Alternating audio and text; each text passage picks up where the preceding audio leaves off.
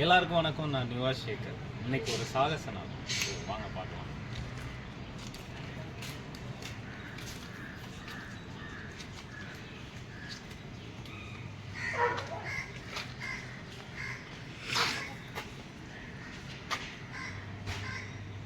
வாங்க.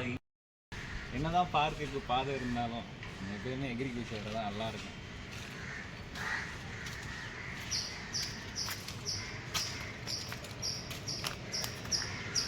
சரி, இப்போ எதுக்கு பார்க்குக்கு வந்திருக்கோம் அப்படின்னா வெறுமனே ஒரு புல்லப் ராடு இருந்தாலே போதும். நம்ம என்னென்னலாம் பண்ண முடியும் அப்படிங்கிறத பார்க்க தான் இன்னைக்கு பார்க்கு கூப்பிட்டு வந்திருக்கேன். இங்கே அந்த புல்லப் ராடு கூட கிடையாது. ஒரு விதமாக ஒரு கம்பி இருக்கான். அந்த கம்பியில் தான் நம்ம பண்ண போகிறோம்.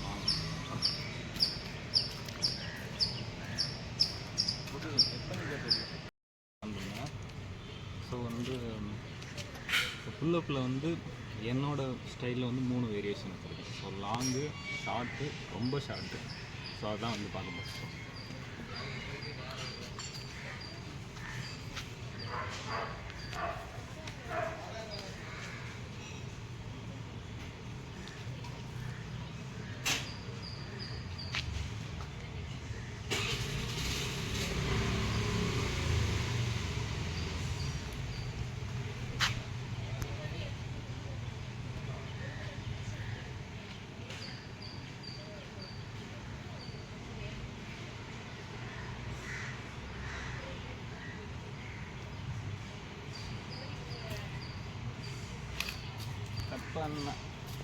லாங்கு, ஸோ மீடியம், அதாவது ஷோல்டரோட ஸ்ட்ரைட்டாக இருக்கிற மாதிரி பார்த்து.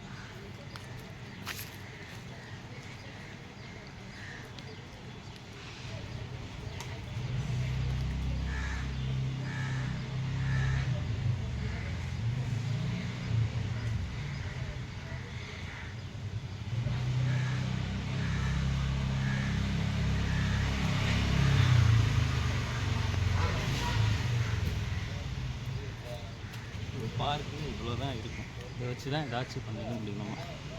ஸோ இப்போ ரொம்ப ஷார்ட் வச்சுக்கலாம்.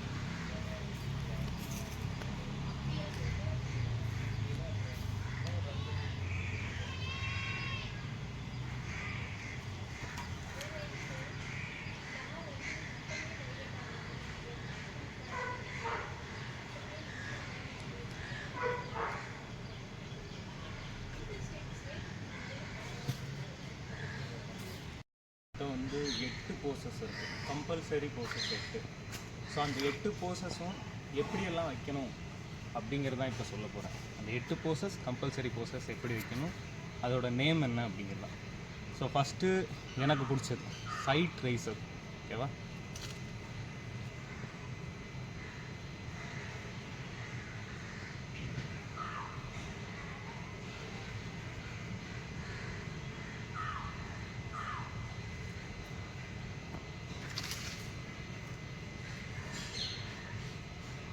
இது ஃபஸ்ட்டு போஸ்.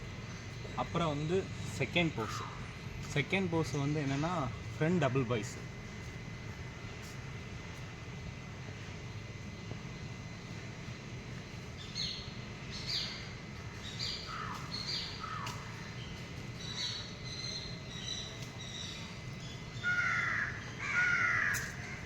இது செகண்ட் போஸ் முடிஞ்சு. ஸோ தேர்ட் போஸ் என்னென்னா சைட் செஸ்ட்டு.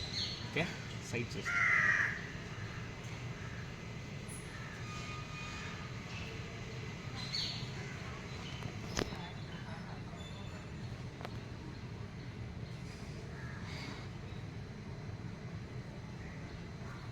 ஸோ இது third pose. So fourth pose என்னென்னா பேக் டபுள் பைசப்ஸ். ஓகே,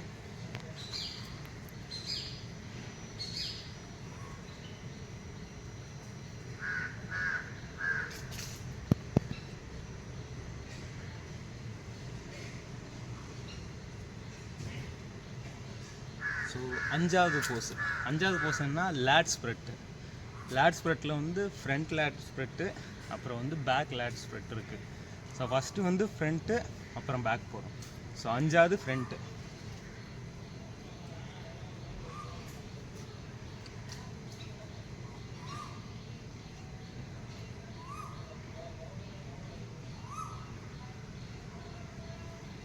இது 5வது. இப்போது 6வது போஸ்.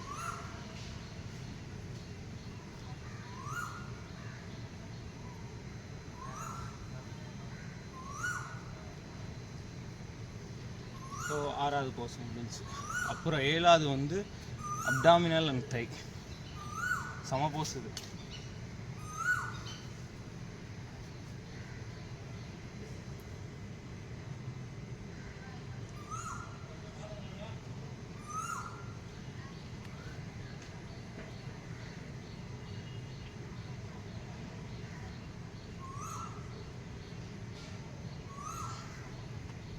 ஸோ 8வது போஸு ரொம்ப ரொம்ப இம்பார்ட்டண்ட்டான போஸு. இதில் தான் நிறைய பேர் மயங்கி விழுகிறதெல்லாம். ஸோ அது வந்து எல்லோரும் நிறைய பேர் மயங்கி விழுந்துடும். Most muscular pose. ஓகே,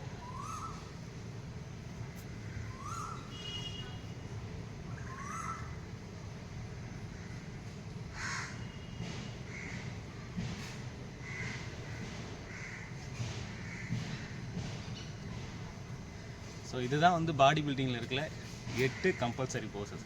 அதுக்கடுத்து அவங்க வைக்கிறது எல்லாமே அவங்களோட விருப்பப்படி. இந்த எப்போனா மியூசிக்கலில் வந்து அவங்கவுங்க விருப்பப்படி வைப்பாங்க. அதான் மியூசிக்கல் போஸ்லாம். எனக்கு ஃபேவரட்டான போஸ் இது.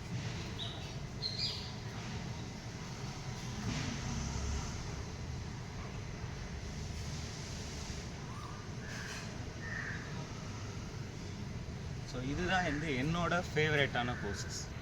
ஸோ இன்றைக்கி நான் என்ன சொல்லணும்னு ஆசைப்பட்றேன்னா வந்து இப்போ இருக்க ஜென்ரேஷனில் வந்து எல்லாமே உடனே கிடச்சிடணும்னு சொல்லி ஆசைப்பட்றாங்க. எதுவுமே உடனே கிடச்சா அது ரொம்ப நாள் நிலைக்காது. ஸோ ஒரு விஷயம் வந்து கிடைக்கிறதுக்கு லேட் ஆகுது அப்படிங்கிறப்போ அது வந்து லைஃப்பில் வந்து லாங் லாஸ்டிங்காக இருக்கும். ஸோ அதே மாதிரி தான் உங்கள் உடம்பு. நீங்கள் இப்போ ஒல்லியாக இருக்கீங்க, குண்டாக இருக்கீங்க அப்படிங்கிறதுனால டக்குன்னு ஏதாச்சும் ஒரு சோர்ஸஸ் எப்படின்னா வந்து ஸ்டீராய்டு எடுக்கிறது, அப்புறம் சம்திங் ஏதோ எக்ஸ்ட்ரா எது வேணாலும் சரி இருக்கட்டும். ஸோ அதெல்லாம் எடுத்து உடம்பை நான் ஏற்றணும் அப்படின்னு சொல்லி ஆசைப்படுறதெல்லாம் ஓகே. ஆனால் அதோட பக்க விளைவுங்கிறது வந்து ரொம்ப அதிகமாக இருக்கும். ஸோ முடிஞ்ச அளவுக்கு சாப்பாடு நல்லா சாப்பிடுங்க. நல்லா சாப்பிடுங்க, நல்லதையே சாப்பிடுங்க. ஸோ நல்ல விஷயங்களை எடுத்துக்கிட்டு அதில் என்னென்னலாம் இருக்குது, ஒரு அரிசின்னு எடுத்துகிற கார்போஹைட்ரேட்டு, அப்புறம் வந்து எக்குன்னு எடுத்துட்டோம்னா அந்த எக்கு ஒயிட் வந்து ப்ரோட்டீன். ஸோ இது மாதிரி ஒவ்வொரு விஷயமும் என்னது அப்படின்னு சொல்லியிருக்கு. அதை பற்றி டீட்டெயிலாக தெரிஞ்சுக்கிட்டு அதை கொஞ்சம் கொஞ்சமாக சாப்பாடை எப்படி மாற்றலாம், நம்ம உடம்பு எப்படி இருக்குது, அப்போ நம்ம எப்படி எடுத்துக்கணும் அப்படிங்கிறத வந்து கற்றுக்கிட்டிங்கன்னா நீங்கள் தன்னை போல் வந்து உங்கள் சாப்பாட்டிலேருந்தே உங்கள் உடம்பு வந்து பில்ட் பண்ணிடலாம். ஆனால் ஒரு விஷயம், இந்த மாதிரி பில்ட் பண்ணும்போது நாள் ஆகும். கண்டிப்பாக நாளுங்கிறத விட வருஷங்கள் ஆகும். ஸோ அதுக்காக நீங்கள் வெயிட் பண்ணணும். ஆனால் ஃபைனல் ரிசல்ட் வந்து ரொம்ப சூப்பராக இருக்கும். இந்த உடம்புங்கிறது வெறுமனை வந்து போஸிங்கு இல்லை வந்து பாடி பில்டிங் மட்டும் உதவாது. இந்த மாதிரி சாப்பாட்டில் எடுத்து வருது உங்களோட ஸ்ட்ரென்த்து செம ஸ்ட்ரென்த்தாக இருக்கும். நீங்கள் பார்க்க ஒல்லியாக இருந்தாலும் உங்களோட ஸ்ட்ரென்த்து வேறு லெவலில் இருக்கும். ஸோ நிறைய பேர் ஒன்று வந்து சொல்கிறது ஏன் ஜெனட்டிக்ஸ்னு.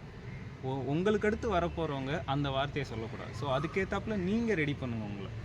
அதுதான் எனக்கு வந்து நான் சொல்லணும்னு ஆசைப்பட்றேன்.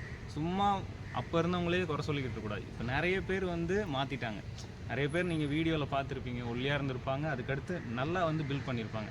நேச்சுரலாக பில்ட் பண்ணவங்களும் நிறைய பேர் இருக்காங்க. ஸோ என்னையே எடுத்துக்கோங்க, நானும் நேச்சுரலாக பில்ட் பண்ணவங்க தான்.